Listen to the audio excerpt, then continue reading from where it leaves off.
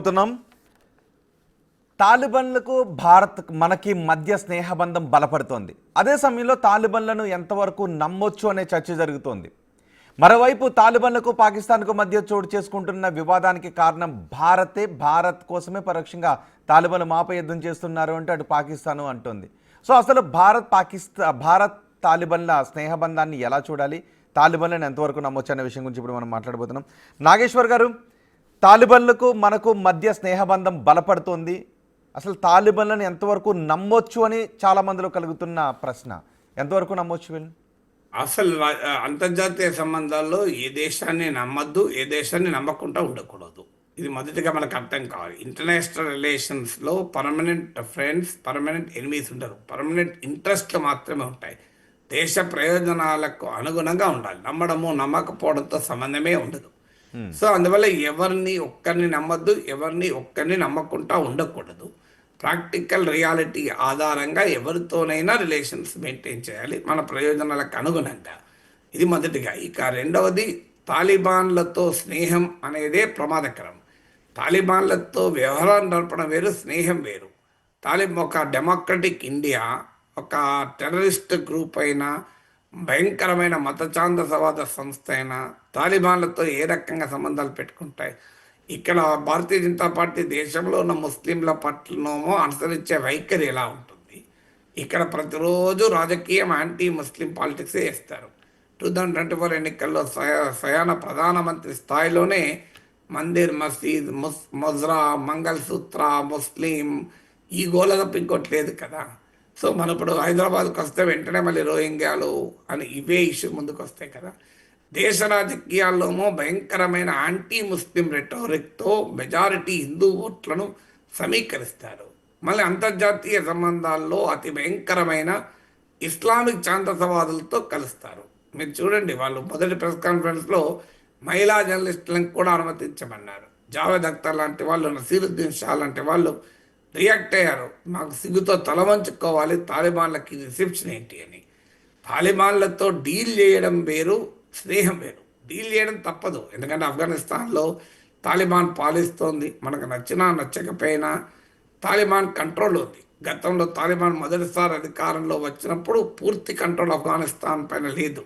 Northern ఏరియాస్లో Taliban control లేదు. ఇప్పుడు ఎంటైర్ ఆఫ్ఘనిస్తాన్ తాలిబాన్ కంట్రోల్లోకి వచ్చింది. అది నిజం. మనకు వ్యూహాత్మకంగా పాకిస్తాన్కు తాలిబాన్కు మధ్య డిఫరెన్సెస్ కారణం కావచ్చు.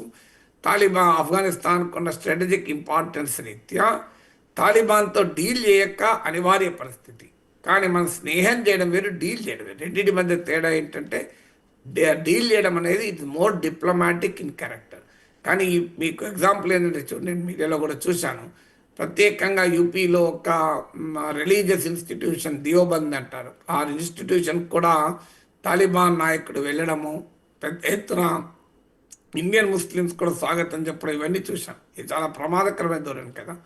భారతీయ ముస్లింల్లో తాలిబాన్ పట్ల అనుకూలత పెంచే పని భారత ప్రభుత్వం చేయకూడదు. తాలిబాన్ల పట్ల ఒక యాక్సెప్టబిలిటీని ఇండియన్ ముస్లిమ్స్లో తీసుకొస్తే అది చాలా చాలా ప్రమాదకరం. పాకిస్తాన్ ఐసోలేట్ చేయడం కోసం మన ప్రమాదాన్ని కొని తెచ్చుకోకూడదు. సో ఒక సెక్యులర్ నేషన్ ఏ రకమైన ఫండమెంటలిజాన్ని టాలరేట్ చేయకూడదు. గుడ్ తాలిబాన్, బ్యాడ్ తాలిబాన్ అంటూ ట్రంప్ మొదటి టర్మ్లో డిస్టింగ్విష్ చేసినప్పుడు అప్పుడు కూడా మాట్లాడుకున్నా, అలా ఉండదు, ఒకటే తాలిబాన్ ఉంటారని.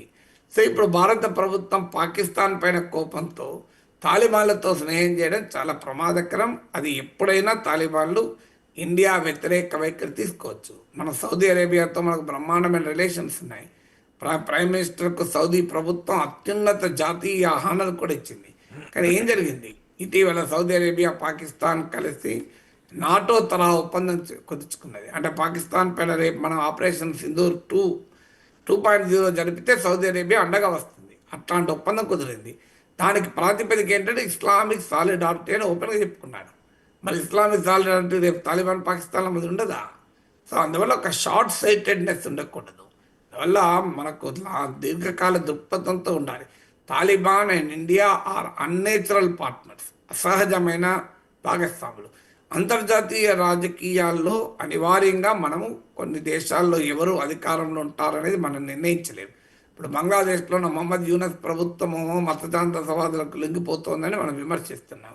ఏకంగా మతదాంతవాదులైన తాలిబాన్లతో మనం ఫ్రెండ్షిప్ పెంచుకుంటున్నాం. మోడీ ప్రభుత్వ వైఖరిని ఎలా చూస్తాం మనం? అందువల్ల ఒక కంట్రీలో ఎవరు అధికారంలో ఉండాలని మనం నిర్ణయించలేము. ఆ కంట్రీతో మనకు అనివార్యంగా వ్యవహారం నడపాల్సిందే. దట్ ఈస్ డిఫరెంట్ ఫ్రమ్ స్నేహం. తాలిబాన్లతో ఫ్రెండ్షిప్కు స్కోపే లేదు. ఒక డెమోక్రటిక్ సెక్యులర్ ఇండియా ఎట్టి పరిస్థితుల్లో తాలిబాన్లతో స్నేహం మంచిది కాదు. తాలిబాన్లతో వ్యవహారం జరపాలి. ఇంటర్నేషనల్ రిలేషన్లో నిశ్చేతులు ఉండదు. పర్వేజ్ ముషర్రఫ్ కార్గిల్ యుద్ధానికి కారణమైన అటల్ బిహారీ వాజ్పేయి ఆగ్రాలో పర్వేజ్ ముషర్రఫ్ కలవలేదా? ఎందుకంటే we can't decide who should rule Afghanistan. But ఎవరు ఆఫ్ఘనిస్తాన్ రూల్ చేసినా వారితో అవసరమైన మేరకు డీల్ చేయక తప్పదు. కానీ అదే సమయంలో మనకేదో ఫ్రెండ్గా, పార్ట్నర్గా, వ్యూహాత్మక మిత్రపక్షం పాల్గొందారులు ఖండించింది కదా, ఇప్పుడు పాకిస్తాన్తో ఘర్షణ పడుతోంది కదా అని ఎంబ్రేస్ చేసుకుంటే మాత్రం ప్రమాదకరం. ఇప్పుడు మన వీధి చివరన మనం ఉండే వీధిలో ఒక రౌడీ ఉంటాడు, ఒక గుండా ఉంటాడు. ఆ గుండాతో స్నేహం చెయ్యం, విష్ చేస్తాం, బయటకు కనబడడం కండాలో అంటాలో. ఎందుకంటే ఆ మేరకు డీల్ చేస్తాం, ఎందుకంటే నైబర్ కదా, తప్పదు కదా. అంతవరకు ఓకే. కానీ బట్ మనం ఎంబ్రేస్ చేసి మొదలుపెట్టామనుకోండి, నైబరే కదా, సో మన శత్రువుకి శత్రువు ఏంటి కదా అని మ్యాథమెటిక్స్ పనిచేయదు కదా ఇక్కడ. సో అంటే మన ఆఫ్ఘనిస్తాన్ విషయంలో వ్యూహాత్మకంగా వెళ్తున్నట్టు అనిపిస్తుందా, లేదంటే ఒక అవాంఛనీయమైన స్నేహంతో ముందుకు వెళ్తున్నట్టుగా ఉందంటారా? ఇప్పటికిప్పుడు అవాంఛనీయ స్నేహం అని కామెంట్ చేయలేము. ఇప్పటి వరకు వ్యూహాత్మకమే. కానీ తాలిబాన్ మినిస్టర్కు ఇండియాకు రావడం తప్పని నేను అన్ను. ఇండియా డిప్లొమాటిక్ మూవ్ తప్పని కాదు, ఫారెన్ మినిస్టర్ కలిశారు. కానీ ఆ రిసెప్షన్ ఏదైతే ఇచ్చారో అది శ్రేయస్కరం కాదు. ఇండియన్ ముస్లిమ్స్ను తాలిబాన్ మినిస్టర్కు ఆడియన్స్గా మార్చకూడదు. తాలిబాన్ పట్ల ఇండియన్ ముస్లిమ్స్లో యాక్సెప్టబిలిటీని పెంచే ఏ పని మనం చేయకూడదు. ఎందుకంటే అది మన దేశంలో కూడా సెక్యులర్ ఫ్యాబ్రిక్కు ప్రమాదకరంగా మారిపోతుంది. తాలిబాన్ ఒక్కసారి ఇండియాలో యాక్సెప్టబిలిటీ పెరిగితే దాని ప్రమాదం మామూలుగా ఉండదు. అది చాలా డేంజరస్ ట్రెండ్కి వస్తుంది. అందుకే తాలిబాన్ను ఈవెన్ ఇస్లామిక్ కంట్రీసే దూరం పెడుతూ ఉంటాయి, మనం కాదు. సో అలాంటిది మనం ఒక సెక్యులర్ ఇండియా ఏ రకంగా చూసుకుంటుంది. అందువల్ల దాన్ని ఒక పరిధి, ఒక సర్కిల్కు మాత్రమే పరిమితం చేయాలి. స్ట్రాటజిక్ రిలేషన్స్ వేరు, ఫ్రెండ్షిప్ వేరు. నేను చెప్పేది అది. రైట్.